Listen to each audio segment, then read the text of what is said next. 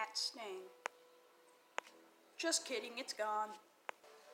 But as what we're doing today is I'm going to be sharing with you guys 10 baits or lures that I, as myself, always like to have on hand when I'm fishing like lakes and stuff. I mean, or any situations, I always have these baits on hand. They always produce perfection results on any chance that I get. And right now, I'm going to be sharing with you 10 of them. Alright guys, so the first lure we have right here is the Rapala jerkbait right here.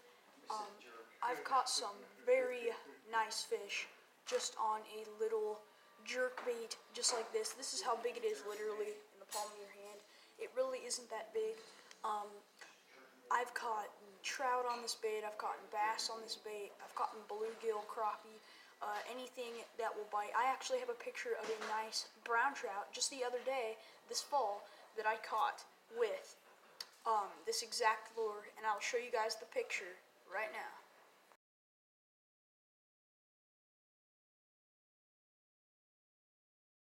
So as you guys can see from that photo, definitely a very, very nice fish, just on a little Rapala jerkbait, just like so. And I definitely recommend that you have one because I've caught so many fish just on a simple bait, just like this.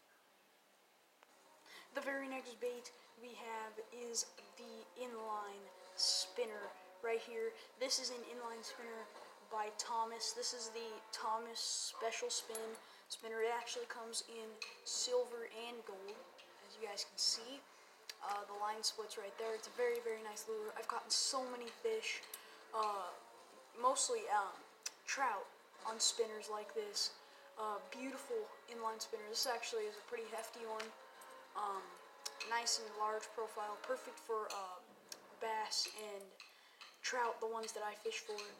Beautiful. I just like to throw it out there and fish it down deep and see what would bite. I like to do a slow and steady retrieve so I can get that blade spinning just right. Beautiful lure, and I definitely recommend you have one on hand. The very next lure right here that I always have on hand is a spoon. Just a very simple spoon, just like this.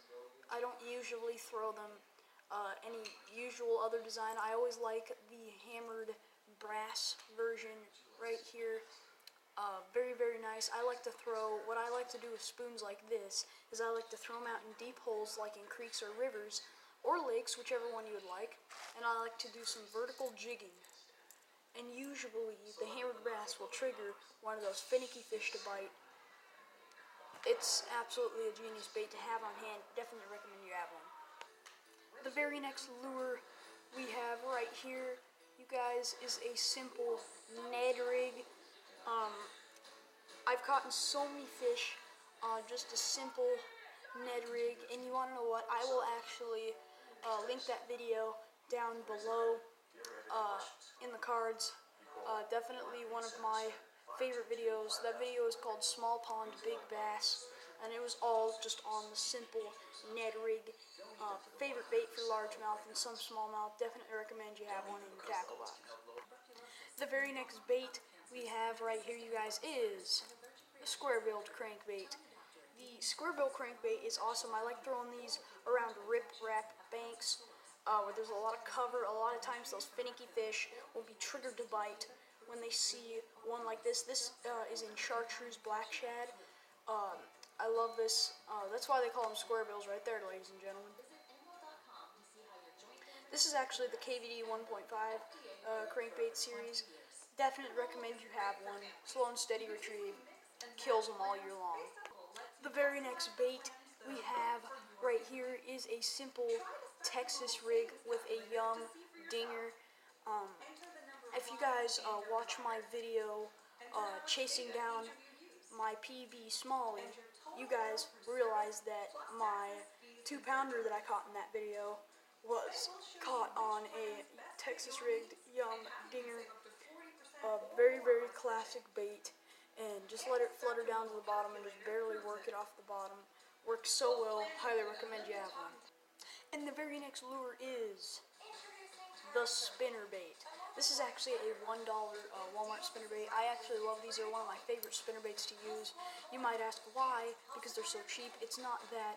It's just that they have such a good profile. They have 2 blades, so you can get that super smooth action. You can get some of those more finicky fish to bite. A very, very strong wire. Very nice paint job profile. I have several different colors in these. I love these things. They work just like inline spinners, only with a little bit of a trailer. You could also put an extra added trailer or a trailer hook on these to see if you can't get some of those finicky ones that are just swiping at it to bite. Very, very nice, and I definitely recommend you have one in your tackle bag.